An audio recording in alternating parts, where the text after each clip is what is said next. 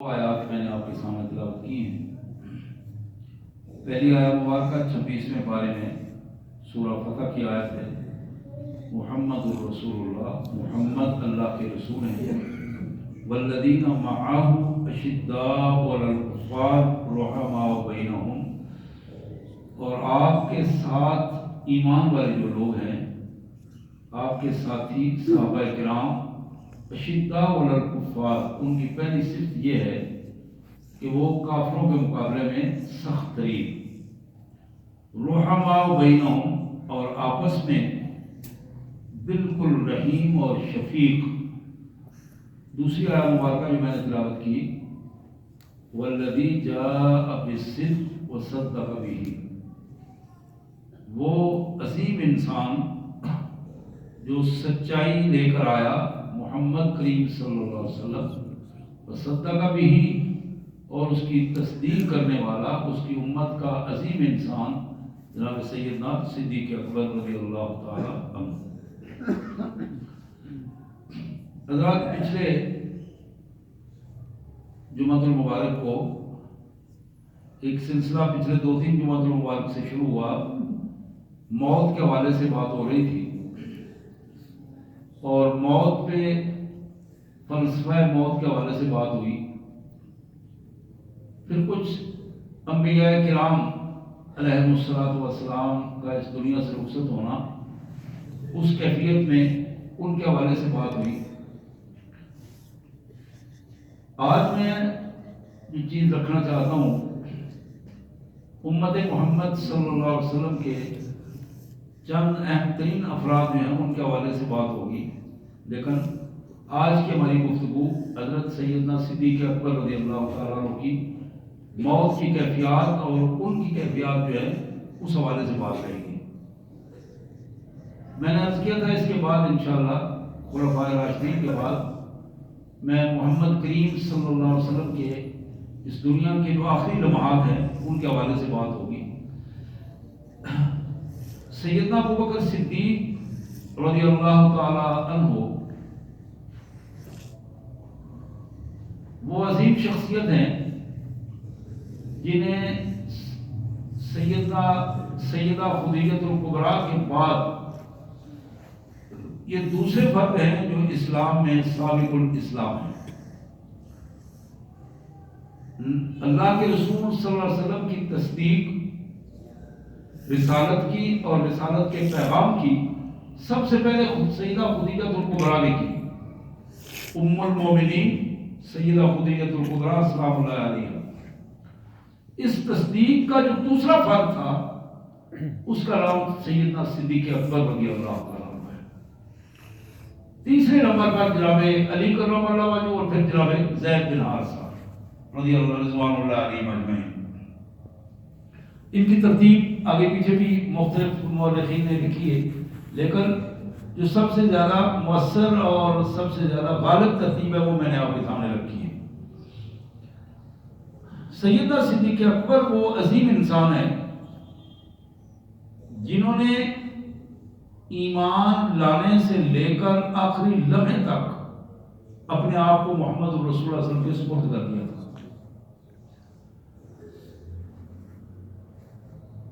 نبی رحمت صلی اللہ علیہ وسلم نے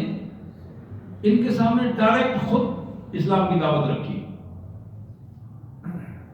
اور جب آپ نے بات مکمل کر لی تو صدیق نے کہا، حضرت یہ آپ وہ بات کر رہے ہیں، میں جیسے سمجھ رہا ہوں جیسے میری بات آپ میرے سامنے کر رہے ہیں، یعنی وہ کیفیت آپ کو کوئی مشکل پیش نہیں آئی، کوئی دلیل نہیں دینی پڑی۔ آپ نے جب توحید کی دعوت رکھی، اپنی رسالت کی دعوت رکھی، آخرت کی بات کی، تو سیدنا صدیق اکبر رضی اللہ عنہ اسے تسلیم کیا اور اس دعوت کو اپنی دعوت قرار دیا۔ اور پھر دنیا نے دیکھا، تاریخ نے ان لمحات کو محفوظ رکھا، اس عظیم انسان نے اپنے آپ کو محمد رسول اللہ کا واقعتاً خلیفہ ثابت کیا۔ 11 ہجری میں نبی رحمت صلی اللہ علیہ وسلم کی رحلت کے بعد ایک بہت بڑا مسئلہ، امت کے لیے بہت بڑا مسئلہ خلافت کا مسئلہ تھا،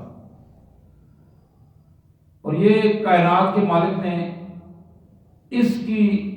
ذمہ داری ابوبکر صدیق رضی اللہ عنہ پر ڈالی، اور امت نے دیکھا کہ جناب ابوبکر صدیق نے اس ذمہ داری کو پوری ذمہ داری اور بدرجہ کا ادا کی۔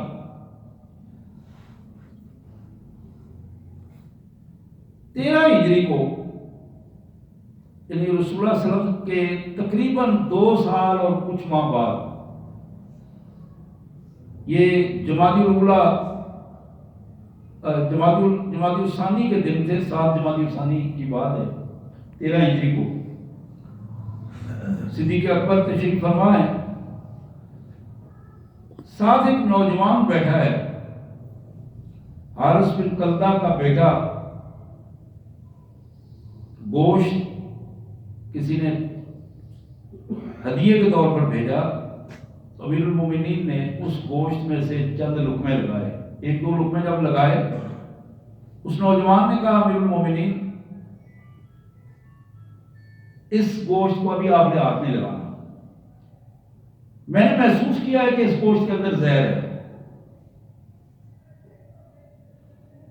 حضرت ابوبکر صدیق رضی اللہ عنہ نے جتنا کھا لیا تھا اتنا کھایا، اس کے بعد نہیں کھایا، وہیں اس سلسلے کو ختم کیا، لیکن اتفاق یہ تھا کہ وہ گوشت اپنا زہر جو ہے وہ اثر کر چکا تھا، اتنی تیز زہر میں وہ بھونا ہوا تھا، اس نے اپنے اثرات جو وہ محسوس کروائے، اور چند ہی دن میں حضرت ابوبکر صدیق رضی اللہ عنہ کو مسلسل بخار اور مسلسل نقاہت کی کیفیت پیدا ہوئی۔ اب یہ وہ کیفیت تھی کہ جب حضرت ابوبکر صدیق کے لمحات زندگی کے اتنے پورے ہو رہے تھے جتنی رسول اللہ صلی اللہ علیہ وسلم کی مبارک زندگی تھی، وہ لمحات بھی اسی انداز میں پورے ہو رہے تھے، اور یہ اسباب بن رہے تھے اس کیفیت میں۔ سردی محسوس ہوئی، اور سردی محسوس ہونے کے ساتھ بخار ہوا، لیکن ان کیفیات میں آپ کی کوئی ایک نماز بھی مسجد نبوی سے باہر نہیں ہوئی، مسجد نبوی میں نماز پڑھاتے رہے، تشریف لاتے رہے، اور نماز کی امامت کرواتے رہے بحیثیت امیر المومنین، لیکن آخری دن اس سے ایک دن پہلے آپ نے حضرت عمر کو بلایا اور کہا عمر میری طبیعت اب اجازت نہیں دے رہی کہ میں اس پوزیشن میں ہوں کہ میں امامت کراؤں، آج کے بعد جب تک میری طبیعت خراب ہے تو میں امامت کراؤں گا۔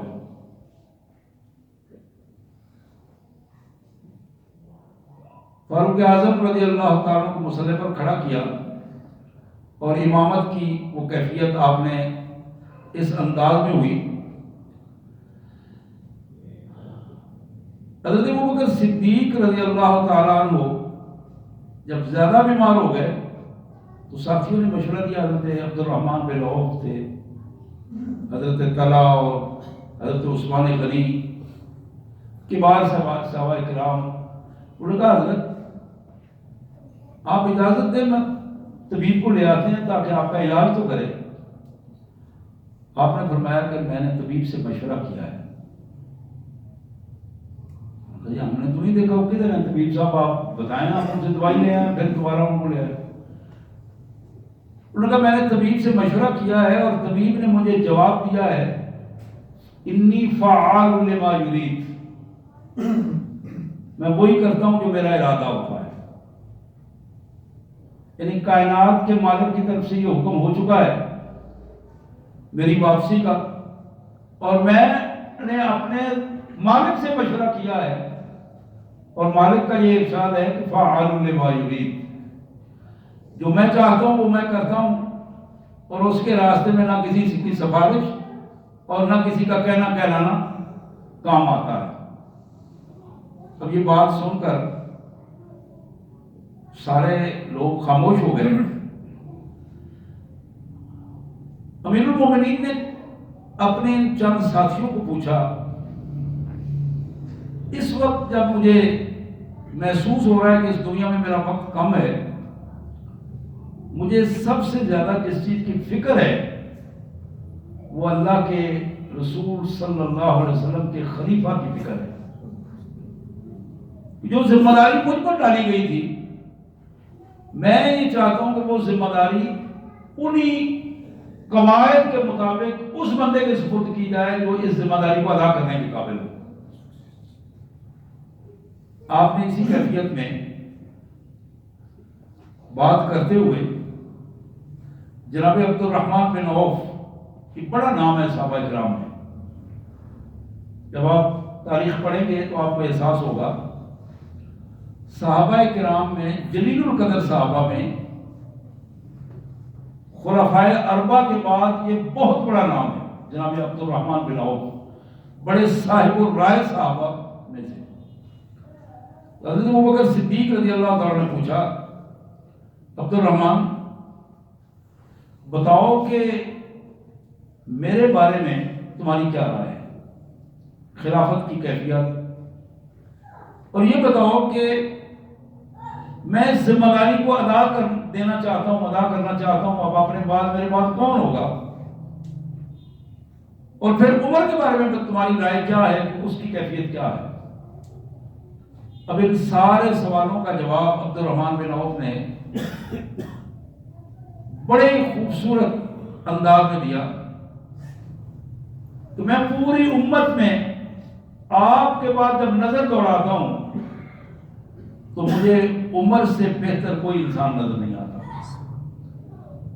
میری رائے یہ ہے کہ آپ کا یہ انتخاب خوبصورت ترین انتخاب ہوگا اگر حضرت عمر رضی اللہ عنہ کا انتخاب ہوتا ہے۔ جناب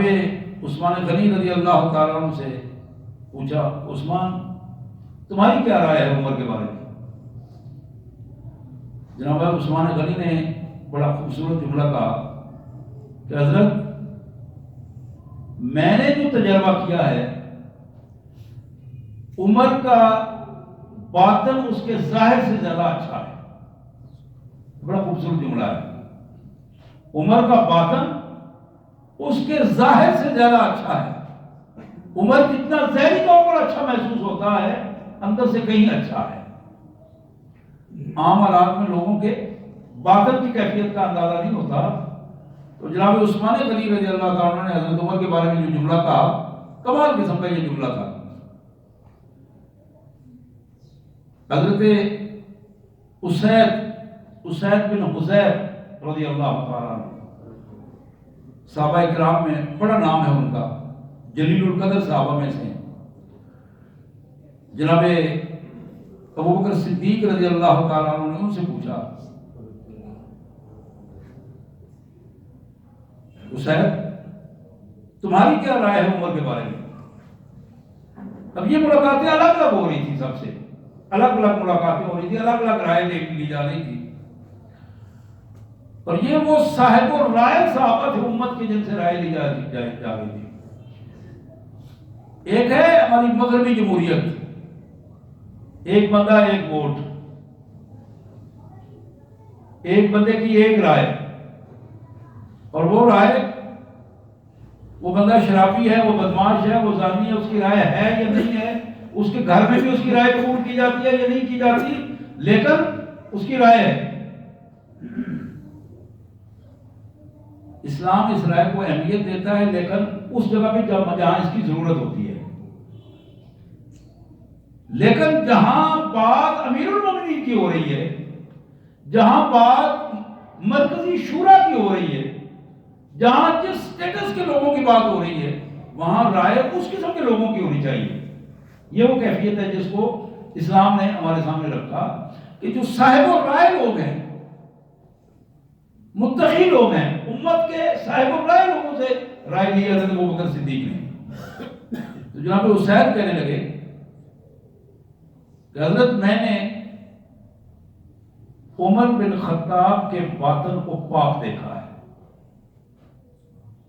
یہ بندہ خوبصورت باطن کا، اندرونی طور پر خوبصورت انسان ہے، اور انہوں نے بڑی ایک اور توجہ بیان کی کہ میں نے دیکھا کہ عمر نیک لوگوں کا بڑا دوست ہے اور برے لوگوں کے لیے عمر کا نام ہی کافی ہے. عمر برے لوگوں کا بہت بڑا دشمن اور نیک لوگوں کا سب سے زیادہ دوست. عملی اس کی پوزیشن یہ ہے. اور اس سے تیسری خصوصیت جناب حسین نے بیان کی، عمر طاقتور ہے اور مستعد ہے، عملی زندگی میں ہر وقت ایکشن کرنے کے لیے تیار، اور اللہ تعالیٰ نے اسے یہ ہمت بھی عطا کی ہے.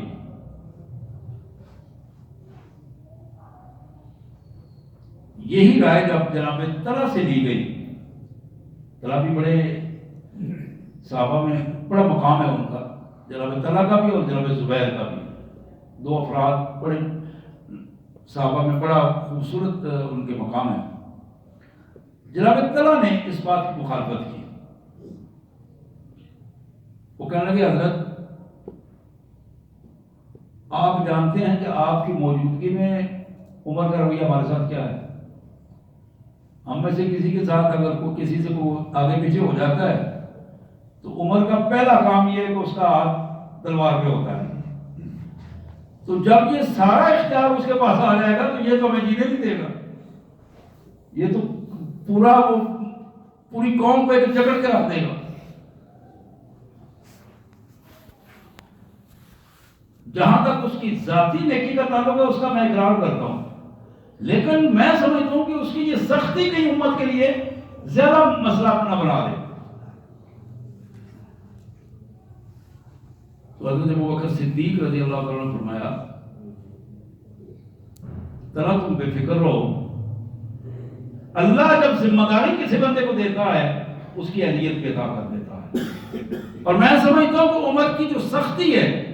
وہ اللہ کے دین کے لیے ہے،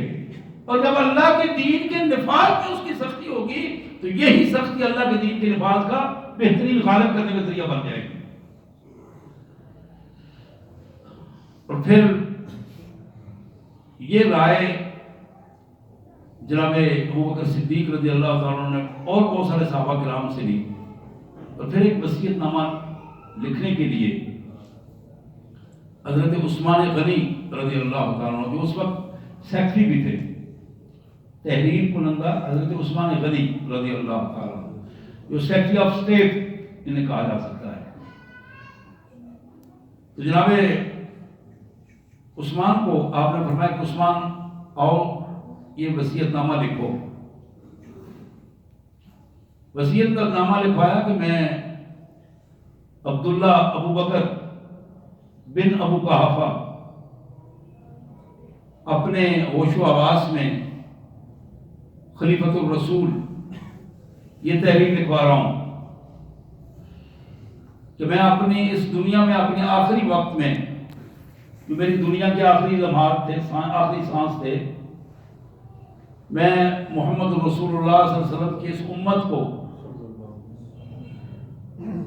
یہ جب یہ کہے یہ لفظ تو آپ پہ غشی تاری ہو گئی اور آپ بے ہوش ہو گئے. حضرت عثمان وہ الفاظ لکھ رہے تھے، جملہ مکمل نہیں ہوا تھا اور ابھی نام بھی نہیں آیا تھا.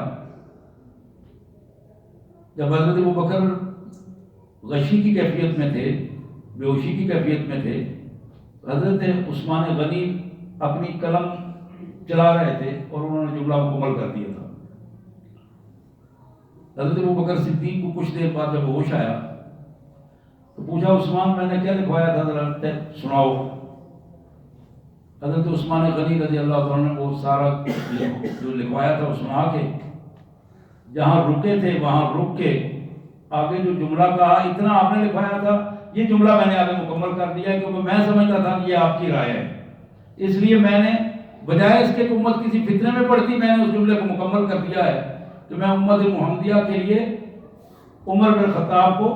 اپنے بعد امیر المومنین خلیفۃ الرسول مقرر کرتا ہوں. تو تاریخ کی کتابوں میں آتا ہے کہ حضرت ابوبکر صدیق نے جب یہ الفاظ سنے تو بے ساختہ آپ کی زبان سے نکلا اللہ اکبر، اللہ اکبر، اللہ کا شکر ہے، یا اللہ تیرا شکر ہے کہ تو نے عثمان کو یہ رہنمائی دی کہ اس نے یہ جملہ مکمل کر دیا تھا۔ یہی چیز جناب ابوبکر صدیق رضی اللہ تعالیٰ عنہ کے یہ وہ لمحات ہیں جو بخار والے لمحات ہیں، زہر نے اپنے اثرات تیز کر دیے ہیں جسم میں۔ آپ نے ایک وصیت نامہ الگ سے لکھوایا، اس وصیت نامے میں یہ وصیت نامہ لوگوں کے نام تھا، لوگوں کے نام وصیت نامہ، اور اس میں پھر اسی کیفیت میں اپنا نام لکھ کر آپ نے بتایا کہ لوگوں، مجھے اپنی زندگی کے آخری لمحات میں جس چیز کی سب سے زیادہ فکر ہے وہ امت محمد صلی اللہ علیہ وسلم کی ہے۔ مجھے اپنے بچوں کی فکر نہیں، اپنے کسی مال و دولت کی فکر نہیں، کسی معاملے میں بھی مجھے جو چیز سب سے زیادہ غمزدہ کر رہی ہے وہ محمد رسول اللہ صلی اللہ علیہ وسلم کی امت کی قیادت اور سیادت ہے کہ میں اس کو کس کے سپرد کر کے جاؤں۔ تو سن لو، میں نے تمہارے اوپر اپنے کسی قریبی رشتہ دار کو مقرر نہیں کیا، وہ میرا خونی رشتہ دار نہیں ہے، میرا اس کا برادری سے کوئی تعلق نہیں ہے۔ عمر کا تعلق بنو عدی سے ہے۔ جناب ابوبکر نے کہا رضی اللہ تعالیٰ عنہ، عمر کو مقرر کر کے میں نے کوئی مادی مفاد دنیاوی مفاد حاصل نہیں کیا،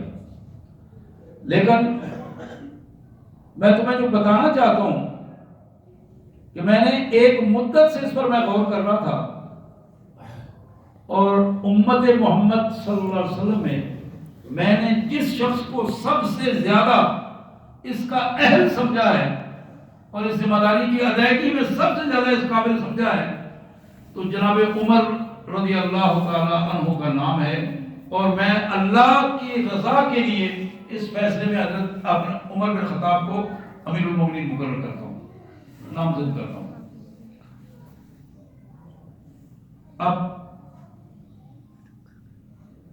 3 جملے آپ نے بڑے اہم اس میں لکھوائے۔ آپ نے فرمایا کہ لوگوں، جن کیفیات سے میں اس وقت گزر رہا ہوں یہ وہ کیفیات ہیں کہ جن کیفیات میں ایک کافر بھی بعض اوقات مرنے سے پہلے حق کو قبول کر لیتا ہے۔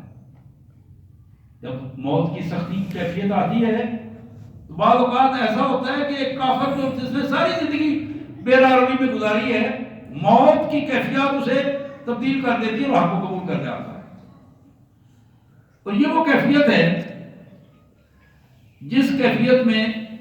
بدکار لوگ سنبھل جاتے ہیں، یہ وہ کیفیت ہے کہ جس کیفیت میں جھوٹے لوگ حق کے آگے اپنی گردن جھکا دیتے ہیں۔ یہ 3 جملے آپ نے کہے اور بڑے اہم جملے ہیں اس حوالے سے۔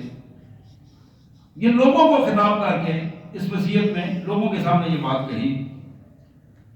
اور کہا کہ میں نے اپنے بعد عمر کو مقرر کیا ہے، تم اس کا حکم سننا اور اس کی اطاعت کرنا۔ اگر عمر عدل کرے گا تو میری توقعات یہی ہیں، اس کے بارے میں میرا یہ حسن ظن ہے، توقعات یہ ہیں کہ عمر عدل و انصاف سے اس معاملے کو نبھائے، لیکن اگر وہ بدل گیا اور اس نے اپنے حلف سے غداری کی اور اپنے حلف کو تبدیل کر دیا تو تم میں سے ہر شخص اس کا عمل اللہ کے حضور اس کا وہ جواب دے گئے۔ حضرات، یہ وہ کیفیت تھی کہ حضرت عمر رضی اللہ تعالیٰ کو الگ سے آپ نے اپنے پاس بلایا اور تخلیہ میں بیٹھ کر ان کو ایک ایک چیز کی وصیت بھی فرمائی اور پھر ساتھ خصوصی طور پر دعا بھی فرمائی۔ اور میں سمجھتا ہوں امت کے بڑے بڑے لوگ، ان کا ایک جملہ بڑا خوبصورت جملہ ہے کہ حضرت ابوبکر صدیق رضی اللہ تعالیٰ عنہ کی دانائی اور بر وقت یہ فیصلہ امت کے لیے کمال فیصلہ تھا، جس نے ایک بہت بڑے طوفان کی کیفیت کو روک لیا تھا اور اس کو سیدھے راستے میں ڈال دیا تھا۔ ورنہ یہ معاملات جو حضرت عثمان غنی کے دور میں بعد میں ہوئے، ممکن ہے حضرت ابوبکر صدیق کے بعد بھی کوئی ایسی کیفیت بنتی اور مختلف قبائل جو ہیں وہ اپنے سر کو اٹھانے کی کوشش کرتے۔ سیدنا صدیق اکبر رضی اللہ تعالیٰ عنہ، یہ زندگی کا آخری دن ہے اور آپ کو اطلاع ملتی ہے عراق کے فوجوں کا نائب کمانڈر جناب مسنا رضی اللہ تعالیٰ عنہ وہ تشریف لائے ہیں، ملنے کی اجازت چاہتے ہیں۔ طبیعت خراب ہے لیکن آپ نے فوری طور پر اجازت دی کہ جلدی بلاؤ مسنا کو۔ بلایا، سارے حالات پوچھے، اور حضرت مسنا نائب کمانڈر تھے کسرا کے خلاف جو فوجوں کے لیے، اور کسرا نے نئی فوجیں بھجوا دی تھی اور مسلمانوں کے پاس کمک کی ضرورت تھی مسلمانوں کو۔ آپ نے جب سارے حالات سنے تو فوراً حضرت عمر کو بلایا اور کہا عمر جتنی جلدی ممکن ہے مسنا کے ساتھ جتنے لوگ ممکن ہے وہ کمک کے لیے بھجوائے جائیں، اور اس کو ملتوی نہ کرنا، لیٹ نہ کرنا۔ ممکن ہے میں آج دن یہاں رہوں یا نہ رہوں، میرا وقت پورا ہو گیا ہے، لیکن تم اسے ملتوی نہ کرنا۔ حضرت عمر کی بات سن رہے ہیں، آپ نے بڑا ایک تاریخی جملہ کہا۔ آپ نے کہا تمہیں پتہ ہے جب محمد کریم صلی اللہ علیہ وسلم کی رحلت کا وقت تھا، یہ وہ وقت تھا جو دنیا میں اس سے بڑا غم کا وقت اور بڑا دنیا میں اس سے بڑے حادثے کا وقت ہماری زندگی میں نہیں آیا۔ ہر صحابی، ہر فرد جو ہے وہ اپنے آپ میں کی کیفیت میں نہیں تھا، لیکن فرمایا کہ عمر تم جانتے ہو میں نے بڑے بڑے فیصلے حضور صلی اللہ علیہ وسلم کے اس رحلت کے دن بڑے بڑے فیصلے کیے، اس لیے میں تمہیں بتانا چاہتا ہوں کہ ابوبکر کی میت بھی پڑی ہو، یہ بڑی اہم جملہ ہے، ابوبکر کی میت بھی پڑی ہو، لیکن اس میت کو تم اتنی اہمیت نہ دینا جتنی اہمیت تم نے مسنا کے ساتھ اس جہاد کے لیے بھجوانے والے لشکر کو دینی ہے، اس کو سب سے پہلے بھجوانے کی کوشش کرنا۔ اور پھر اپنی بیٹی سیدہ عائشہ صدیقہ سلام اللہ علیہ ام المومنین جو پاس تھی اور بے ساختہ اپنے باپ کی کیفیت کو دیکھ کر آنسو آ رہے تھے، اور بالکل وہی کیفیت جو محمد کریم صلی اللہ علیہ وسلم ان کی گود میں تھی اور آج باپ کا سر ان کی گود میں تھا، اسی کیفیت میں پوچھا بیٹا کہ وہ غابہ کی جو کھجوریں تھی 20 وسق کھجوریں جو میں نے تمہیں دی تھی، کیا وہ تمہارے پاس ہیں یا کہیں تقسیم کر دی ہیں؟ کہا پوجا میرے پاس ہیں اور وہ موجود ہیں۔ کہا بیٹا اپنے بہن اور بھائی کو، وہ میرا ترکہ اس کو شمار کرو اور اپنے بہن اور بھائی کو اس میں شامل کر لینا۔ اس کے بعد آپ نے فرمایا کہ بیت المال کے ناظم کو بلاؤ اور اس سے پوچھو کہ میں نے 2 سال جو یا یہ چند دن جو ہے اوپر بیت المال سے کتنا میں نے راشن دیا اور کتنی تنخواہ لی ہے، ٹوٹل خرچ کتنا ہے۔ حساب کر کے انہیں بتایا گیا کہ یہ تقریباً 6000 درہم بنتا ہے، جب 1500 ریال کہیں گے اس کو آج کے دور میں یہ 1500 روپے۔ آپ نے فرمایا کہ میری زمین کا وہ جو آبائی وہاں ٹکڑا فلاں ہے اس کو بیچ کر اس کا یہ بیت المال کا سارا سلسلہ بے باک کر دیا جائے تاکہ میرے کھاتے میں یہ سلسلہ نہ رہے۔ پھر سیکرٹری آف اسٹیٹ کو بلایا، اس سے پوچھا کہ تم بتاؤ کہ جب میں نے خلافت کی ذمہ داری سنبھالی ہے میرے اثاثوں میں کیا اضافہ ہوا ہے؟ میرے اثاثہ جات یا آج کی کہانیاں بھی آپ سنتے رہتے ہیں، یہ نمونہ ہے ایک ہمارے خلیفۃ الرسول کا سلسلہ کا۔ انہیں بتایا گیا آپ کے اثاثوں میں بنیادی طور پر ایک غلام کا اضافہ ہوا ہے، حبشی غلام تھا جو آپ کی خدمت کے لیے دیا گیا، ایک چادر تھی اور ایک اونٹنی تھی. یہ تین چیزیں ہیں. جب آپ آئے تھے آپ کے پاس نہیں تھی، اب آپ جا رہے ہیں تو آپ کے پاس ہیں. فرمایا یہ تینوں چیزیں میرے آنے والے میرے خلیفہ جناب عمر بن خطاب کے حوالے کر دی جائیں. یہ میرے پاس یا میری اولاد کے پاس نہیں رہیں گی، یہ ان کے حوالے کر دی جائیں. اور ان حوالوں سے ایک اور آخری جملہ بھی آپ نے ارشاد فرمایا. جو ایڈمنسٹریشن کی کمیٹی تھی اسے بلا کے کہا کہ ذرا تحقیقات کر کے بتاؤ کہ میرے اثاثہ جات میں کتنا اضافہ ہوا ہے. کوئی ایسی چیز اضافے کے طور پر میرے اثاثہ جات میں، میرے مال میں، میرے مالی رویے میں کوئی ایسی چیز آئی ہو جو غلط انداز میں میرے ساتھ میں نے لے لی ہو. گورنمنٹ کی تحقیقات کر کے مجھے بتایا جائے. اور آپ کو بتایا گیا. الحمدللہ یہ اللہ کا شکر ہے، اللہ تعالیٰ نے آپ کے ذریعے ہمیں دیانتدار ترین فرد دیا ہے جس نے ہماری تربیت بھی کی ہے اور اپنی زندگی کو بھی خوبصورت زندگی بنا کے پیش کیا ہے. حضرات یہی وہ کیفیت تھی کہ جناب ابوبکر صدیق رضی اللہ تعالیٰ عنہ کی تدفین ہوئی. اپنی بیٹی سیدہ عائشہ سے پوچھا آخری وقت میں، بیٹا رسول اللہ صلی اللہ علیہ وسلم کو کتنے کپڑوں میں کفن دیا گیا تھا؟ انہوں نے عرض کیا ابو جی 3 کپڑے تھے. آپ نے فرمایا اچھا اس وقت میرے اوپر 3 کپڑے ہی ہیں. یہ میری چادر ہے، یہ تہبت ہے اور ایک قمیض ہے، اور انہی کپڑوں میں مجھے دفن کیا جائے. اس سے زیادہ کپڑے لگانے کی ضرورت نہیں. تو بے ساختہ بیٹی کے آنکھوں میں آنسو آئے اور عرض کرنے لگی ابو جی کیا ہم اتنے بھی نہیں ہیں کہ ہمارے پاس نیا کفن کے لیے ہم کپڑے آپ کے لیے مہیا کر سکیں؟ آپ نے فرمایا بیٹا بات یہ نہیں ہے، بات یہ ہے کہ نئے کپڑوں کو زندوں کی ضرورت ہوتی ہے. میرا سلسلہ تو اس سے بھی چل جائے گا، اس میں بھی کوئی پریشانی والی بات نہیں ہے. حضرت عمر، حضرت عبد الرحمن بن عوف، حضرت طلحہ، یہی وہ لوگ تھے جنہوں نے حضرت ابوبکر صدیق کی تدفین کی. اور یہ 63 سال کی عمر میں اپنے پیارے حبیب، اپنے آقا محمد کریم صلی اللہ علیہ وسلم کے پہلو میں دفن کیے گئے. انسانیت جب موت کے دروازے پر آتی ہے تو پھر اس کی خوبصورتی اور اس کی کیفیات اس وقت محسوس ہوتی ہیں. اور یہ مثالی موت ہے، ایک امیر المومنین کی،